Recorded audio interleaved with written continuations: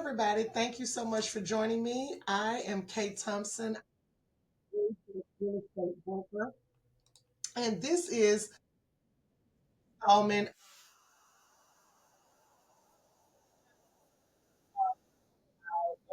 streaming this to Spotify.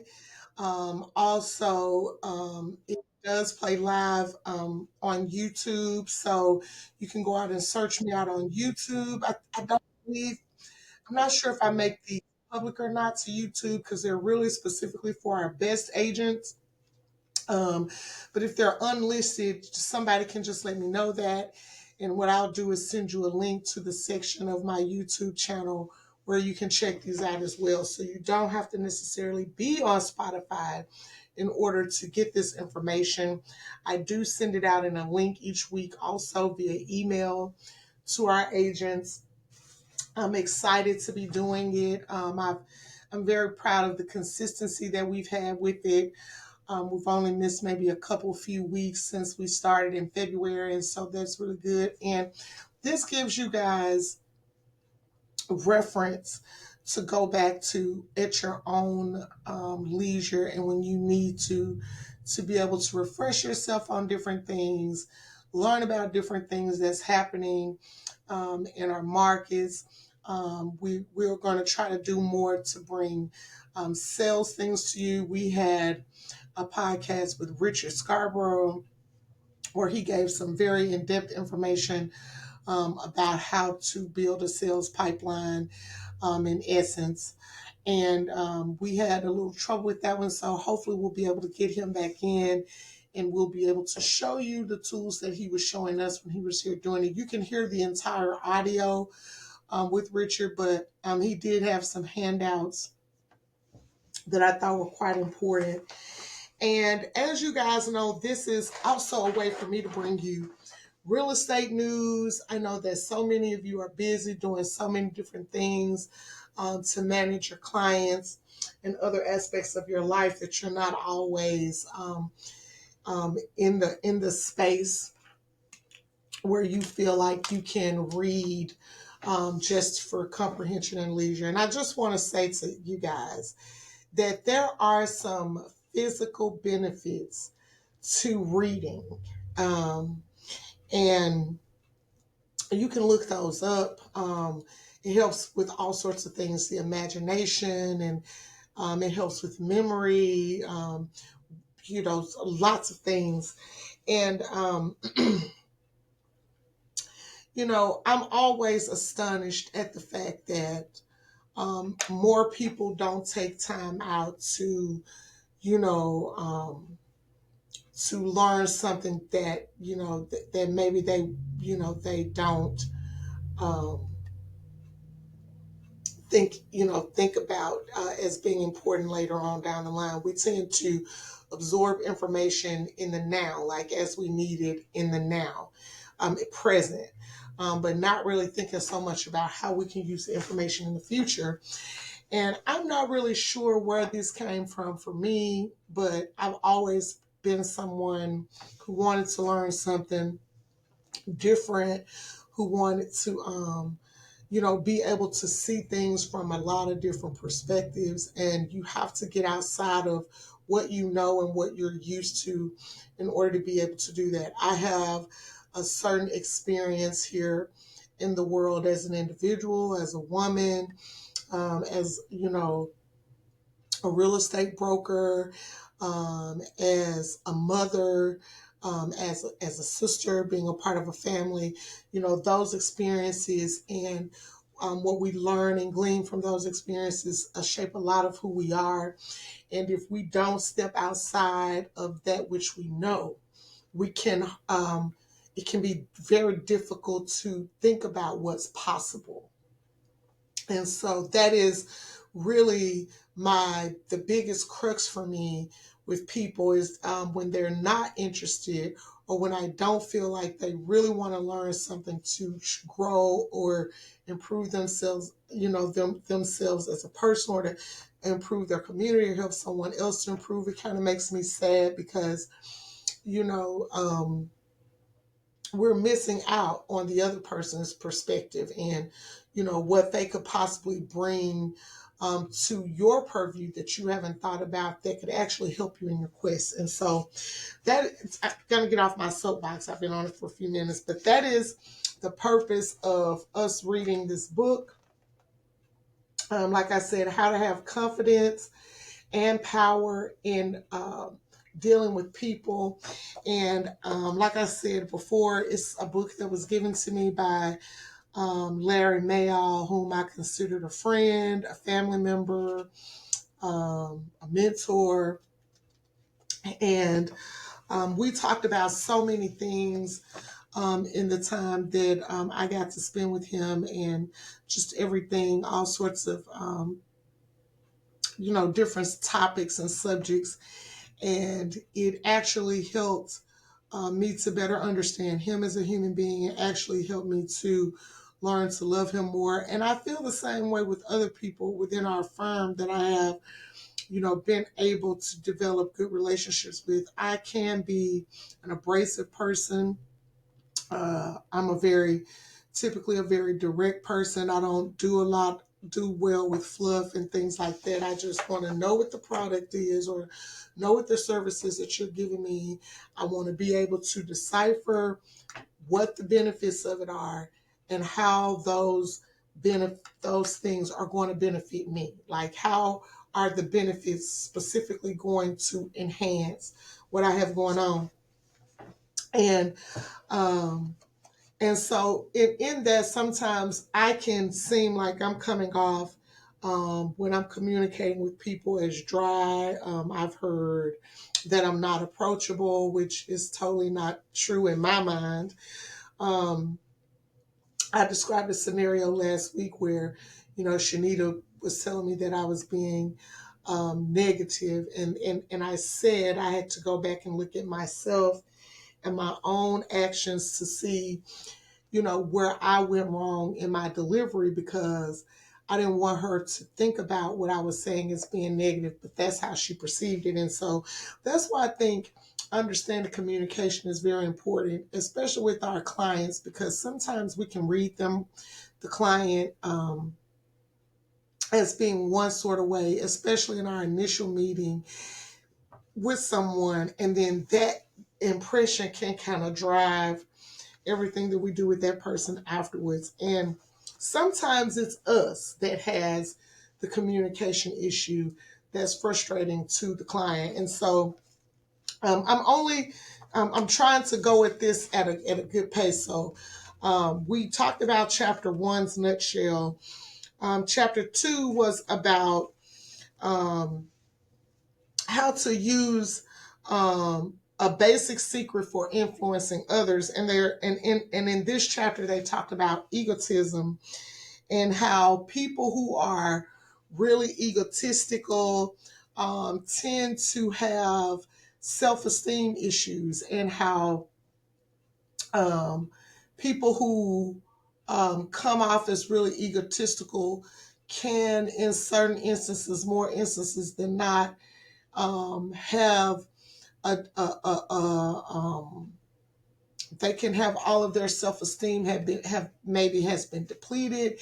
Maybe they didn't have someone in their life that was able to, build them up enough that, they can have even balance as they go on. And so I underlined some things in the chapter that I thought were interesting. So Edward Bach, famous editor and humanitarian, said that what the world calls ego and conceit is really a divine spark planted in man, that and that only those men and women who had lighted the divine spark within them ever did great things. I thought that was interesting. That was his explanation of what egotism is. He goes on to say, whatever name you want to give it, human dignity, personality, or whatnot, there is something deep in the heart of every man and woman that is important and that demands respect. So every human person, and I totally believe that to be true. Every human person at some level of their being wants to feel important and wants to demand respect. Some of us are better at demanding it with our mouths and our actions, respect, and some of us aren't. But everybody wants to feel that. And Also, in our country, the United States of America, we get taught a very basic tenet of life here that I think is valid, and I think sometimes we forget it because it's something that everybody learns in school, everybody knows. We kind of take it for granted, but it says um, you have to believe in the note that's in our Declaration of Independence, that and the note is what places the real worth of an individual as a gift of God, rather than as anything the individual has made of himself.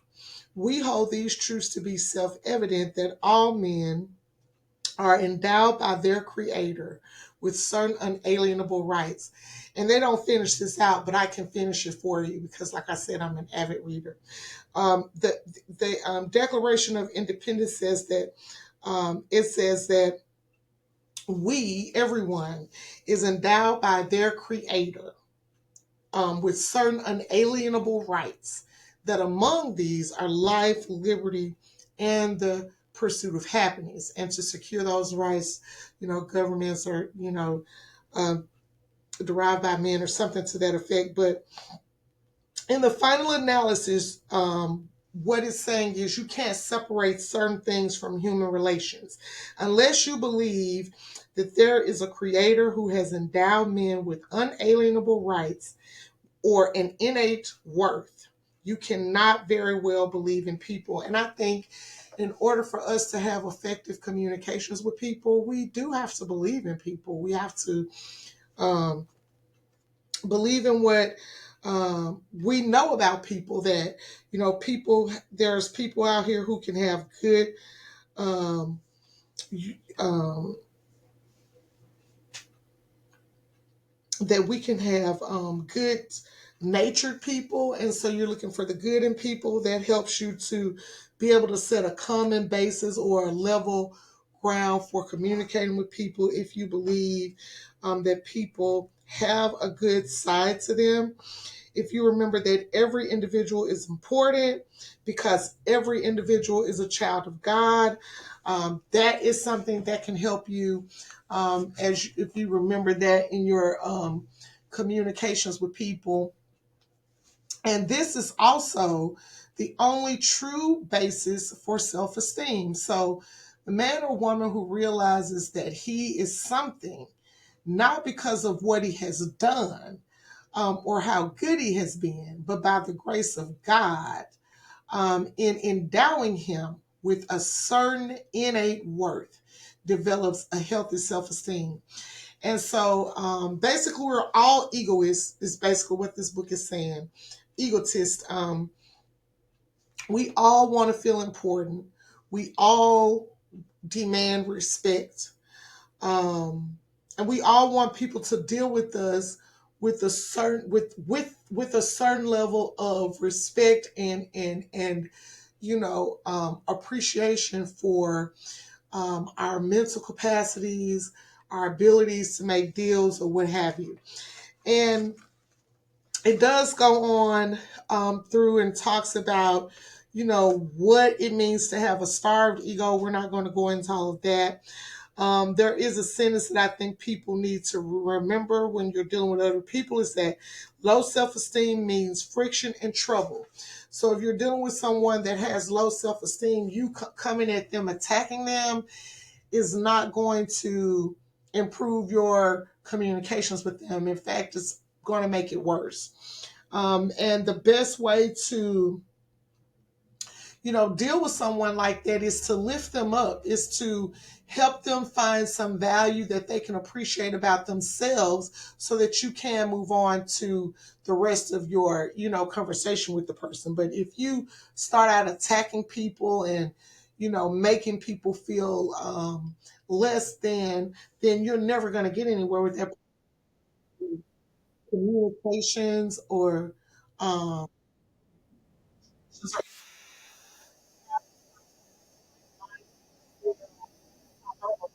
this bill on my computer that goes off. It reminds me of a break.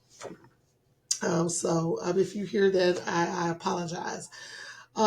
You also have to lower yourself to be petty, which is something else that I don't think people realize.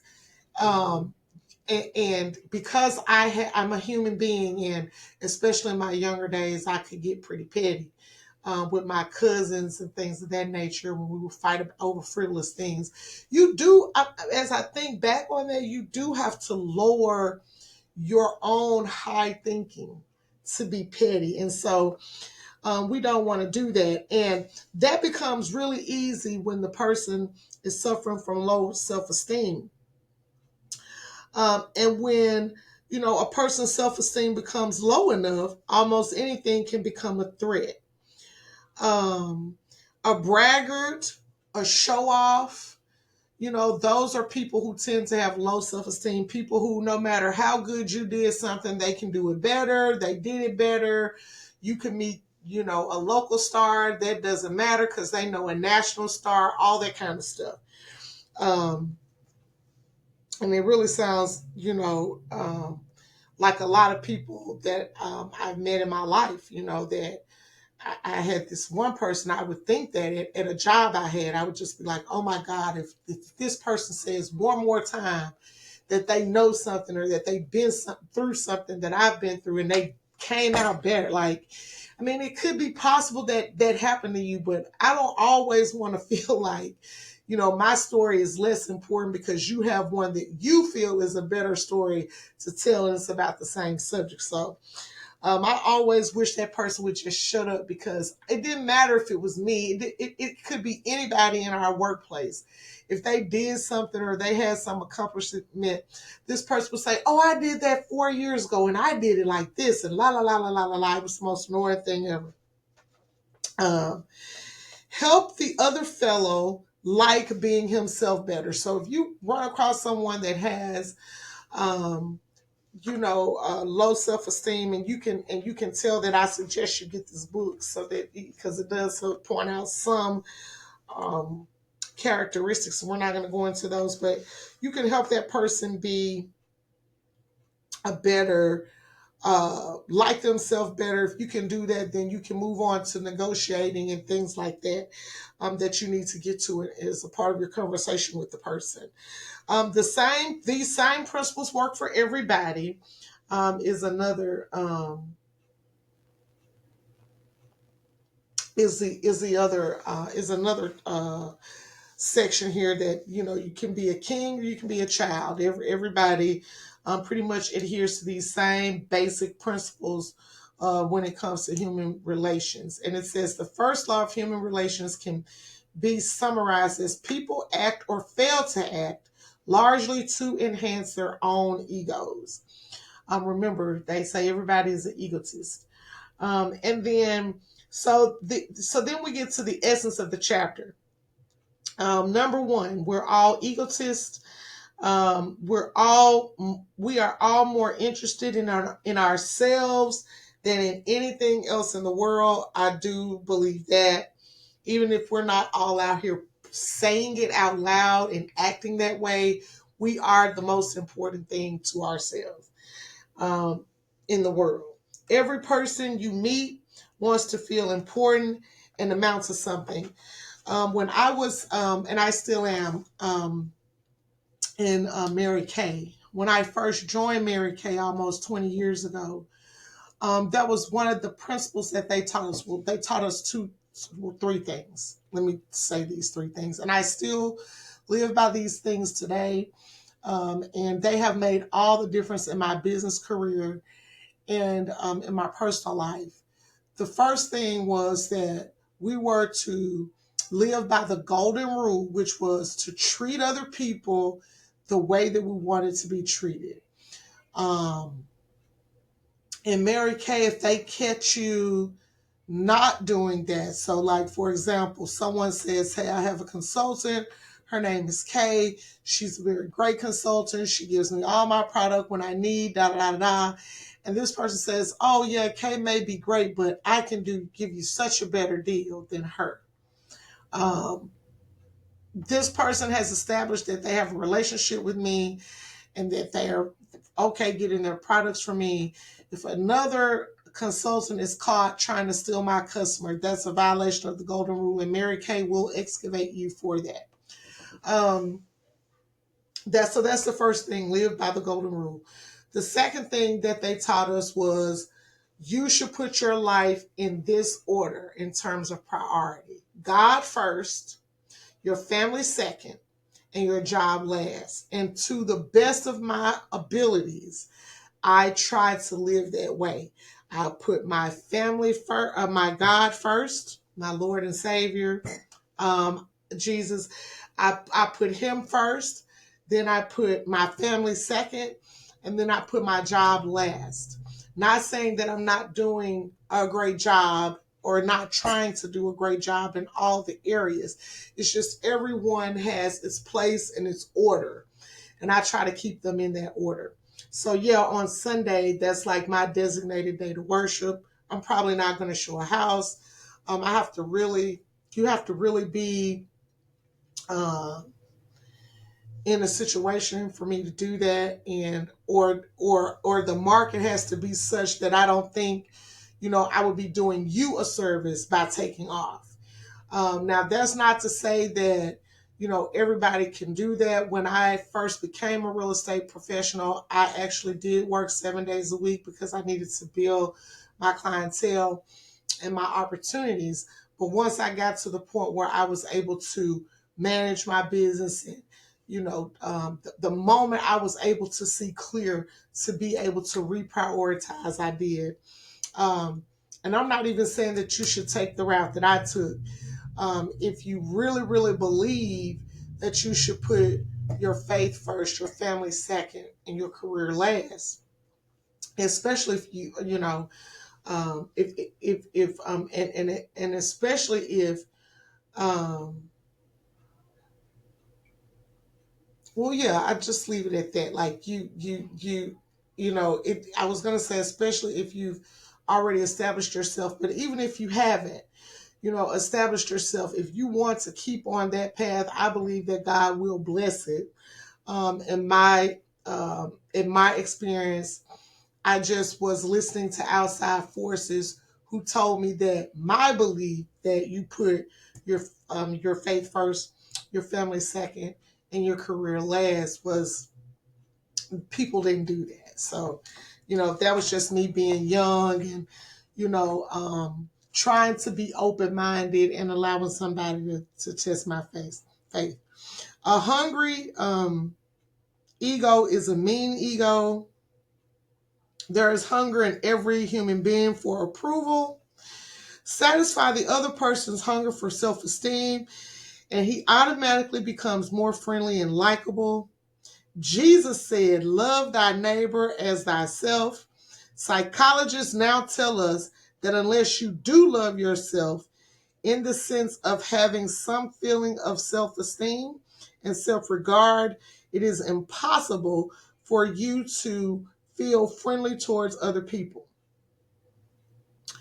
And they're reminding us to remember the sentence: low self esteem means trouble and friction. Help the other fellow like himself better, and you make him easier to get along with. People act or fail to act largely to enhance their own ego. So we'll move on to chapter 3, hopefully in the next week, which is about how to cash in on your hidden assets. But I just thought that was very interesting, that they took that approach in communication, is to say, hey, don't look at the person who is, being negative towards you is someone that is just negative. In essence, what they're saying is that person may have, some damage to their self-esteem or their ego that needs to be repaired. And once you repair that, you can take the steps that you need to take to have a more productive relationship or communication with that person in effort to ease negotiations, ease mediation, or whatever it is that you need to do with that person. So let me know what you guys think about that. I would love to know if someone else out there is reading the book. I am, like I said, very interested in that. If you guys haven't picked up our Memphis Business Journal, I have it delivered here to the office, but there's some great information in here about some different things that are going on. The former Smith and Nephew office, which is at 7135 Goodlett Farms Parkway, is on a 56-acre campus and has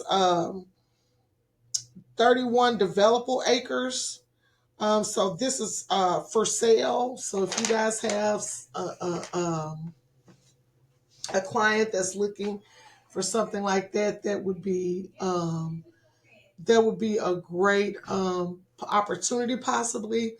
Also, auto dealers are embracing a sustainability model. So there's over 1,000 solar panels that have been installed to help power Chuck Hutton Toyota. If you don't know where Chuck Hutton Toyota is, you can actually see it. It's right near I-55 and Shelby Drive there. And you can see these solar panels. So they basically are using solar energy to power the dealership. I think that's awesome. And the other thing is we have our Tennessee Association of Realtors, Miss Regina Hubbard, in a feature story on page 9. I know Regina personally. She is very knowledgeable. Her husband was a very locally famous real estate broker, Lester Hubbard. So she has been in our industry and in our markets for a long time. You couldn't ask for a sweeter and more open and giving colleague. She is our first African-American woman president of the Tennessee Realtors Association. And so they gave her, she's talking about the specifics of the NAR rules changes and how it's going to have a shift in the local market, or how it could shift the market. So I really encourage you guys to go out and take a look at that if you haven't already, because she gives some good insights there. We're not going to talk about that. Like I said, you can read the article, and it's in the Memphis Business Journal, and this one is dated September the 26th, or September the 20th through the 26th. You can get a subscription to the Memphis Business Journal. Also, they have a lot of good networking events and things that you can go to in the journal. I was a recipient last year, well, actually, it was earlier this year for 2024. Was the recipient of the BRED Award, which is the Best Real Estate Deal Makers Award, offered by the Business Journal, and I was able to share the spotlight with some really heavy hitters here in town, and they had a really nice reception. Our very own Lisa Thomas went with me to congratulate and to congratulate Best, to celebrate us. We represented it very well, and so I was excited to do that with her, and hopefully we'll get the chance to do it again this year. So yes, if you want to stop by my office and check out the BRED Award, I definitely have it in here, and I'm happy to show it to you. So the final thing that I want to talk about is It's very simple. Like I said, today we're just going to be doing some education things.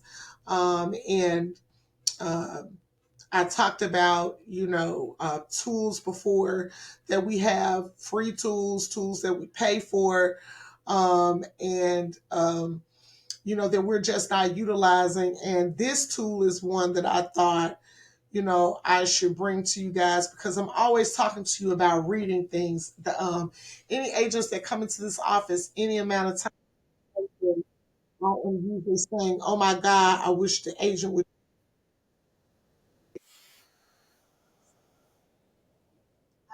Quite a few questions. More than half of the questions that I get are questions that people could just look up the answer to. And it makes me sad to see um, so many people be in such an uproar about things that they could just look up. So I'm going to say this to you again. We have a learning database.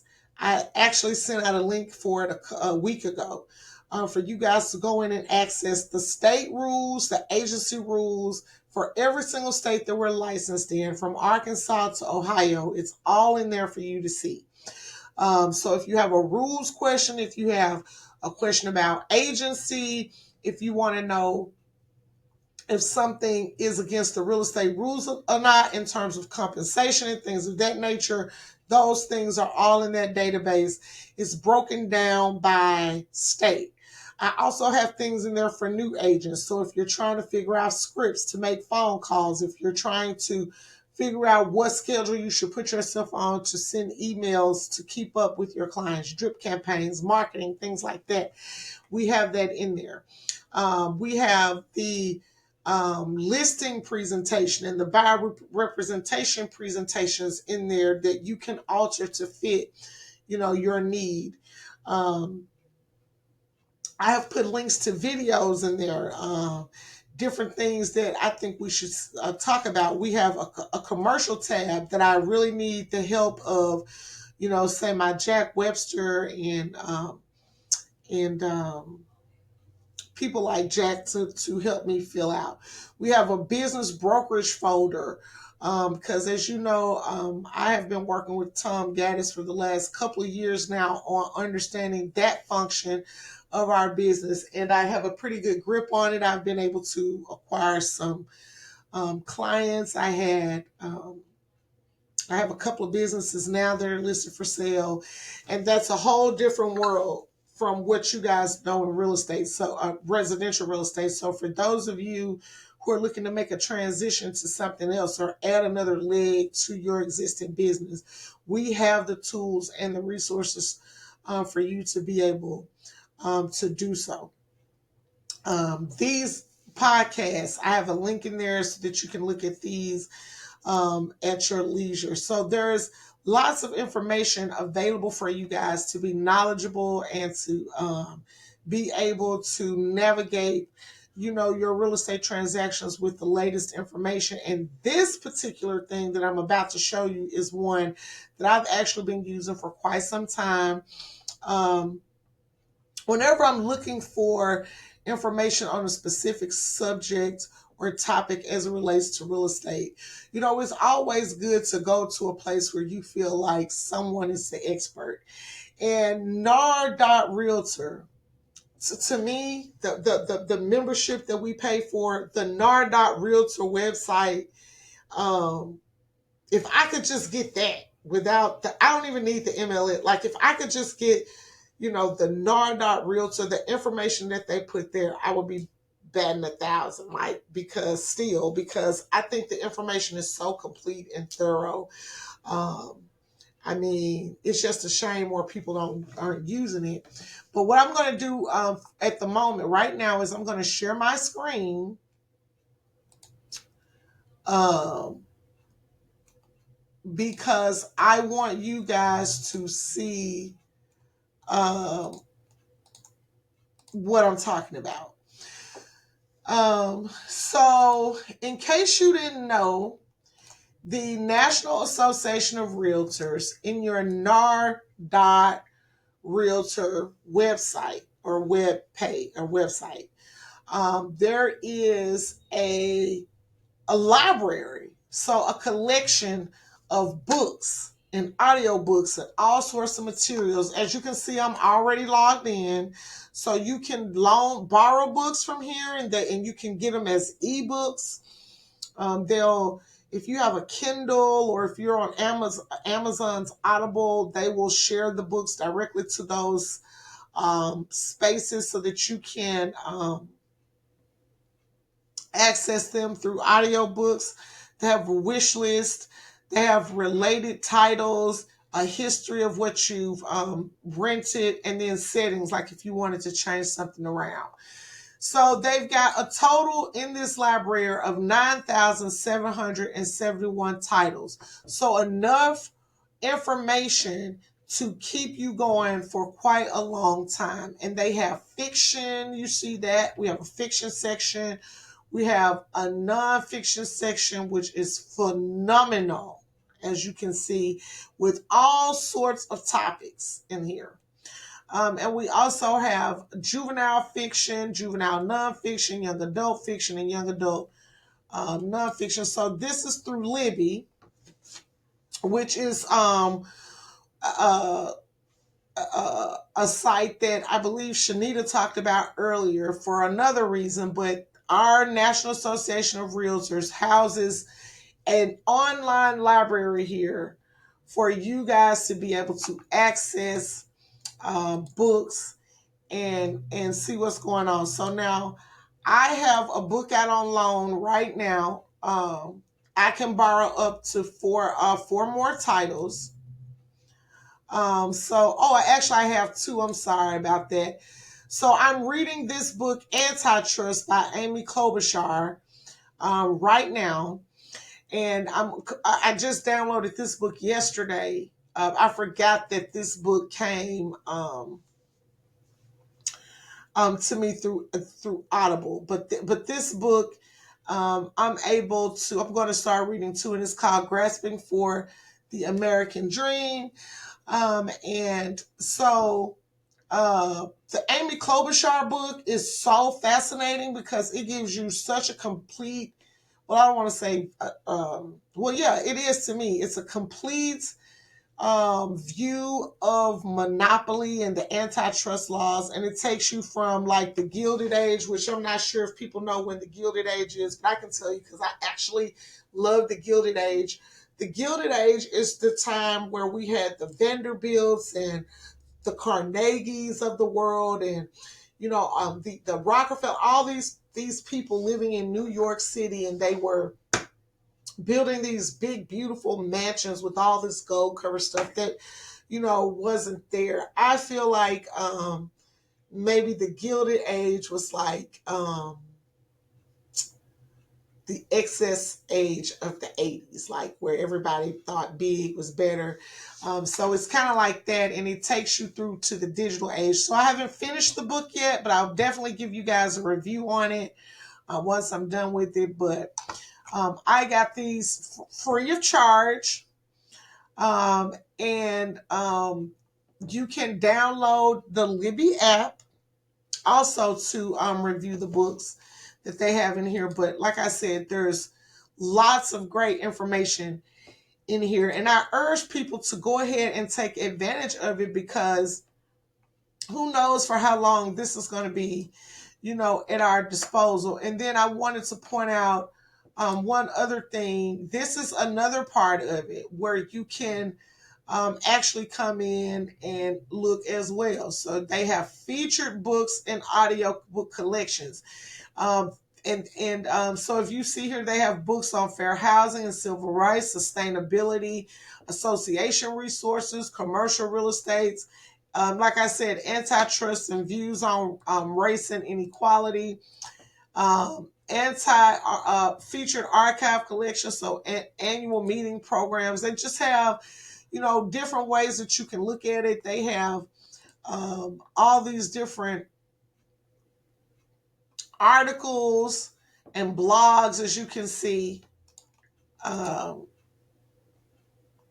I'm going to go back. Let's see. Actually, let me go off of there. I think I just Yeah, let's see. I just kind of messed that up. I want to make sure that I go back to, okay, there we go. There we go. Okay, so see, yeah, so I'm not sure if you saw it or not, but I was just saying that this is the front of the library. This is where you can log in here too, as you can see. But they have all these featured ebooks and audiobook collections here. They have a library services, a loan policy, so you can figure out what you can and can't do. They offer a way for you to search, and as you can see, you can search all sorts of things over here. Um, um, they have different references. They've already done the research for you, so you can get a list of references and look at all sorts of things as they relate to real estate. Like, that list is so long. All of these things they have a reference for. Let me show this tab. So yeah, so here's your library and archives reference. And it says, like I said, they've already done the research for you. You can view the topics by category or alphabetically. And here is a list. So all of these things are things that you can come to NAR.Realtor and find out about. Amazing and so awesome. These are things, guys, as I stated before, that you are already paying for with your association dues. So you might as well take advantage of this information and use it. I use it. I use it religiously.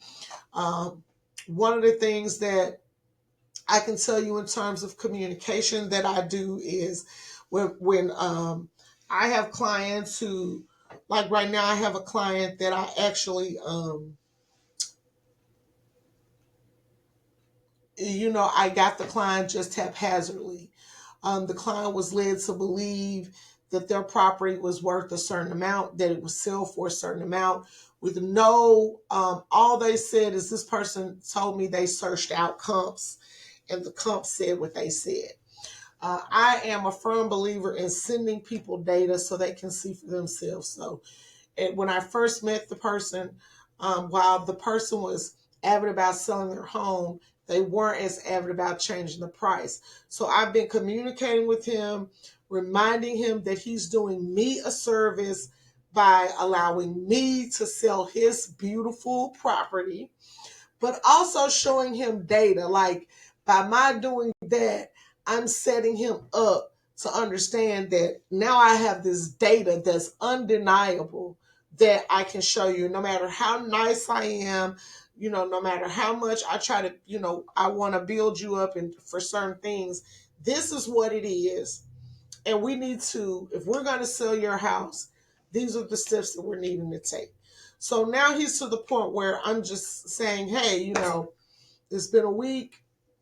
We still don't have an offer. He does know, because I keep reminding him, this is what I think your house is going to sell for. He's still a little bit above that price, but just the fact that I'm able to bring him down with just a quick conversation and showing him data, because I'm, constantly reminding him that, hey, I appreciate the opportunity that you have given me. It's making all the difference in the world. And so I urge you guys to do that. Think about how you communicate with your clients. Think about the things that you will want to know, and how would you want those things presented to you. As the book says, we have to do things in the way that the Lord God will want us to do, and we have to talk to people in the way we will want to be talked to. Um, um, I had an agent tell me the other day that she just, I was giving her information. I had given her the information, a few times, and, she just really, I'm not really sure where the disconnect was, but it wound up being that I got angry. And, you know, just because, well, I do know what the disconnect was. She began to tell me that she had, talked to her. She was talking to her friends and to other people in the real estate industry about her issue before she brought it to me. And so my thing was, I've given you these places because, she did call me before. So I'm telling her, these are the places where you can go and search out the information that you need. She didn't do any of that. She didn't even read the information that I did give her. And so, yes, it did. It was kind of astonishing to hear. Well, I would rather just go talk to this.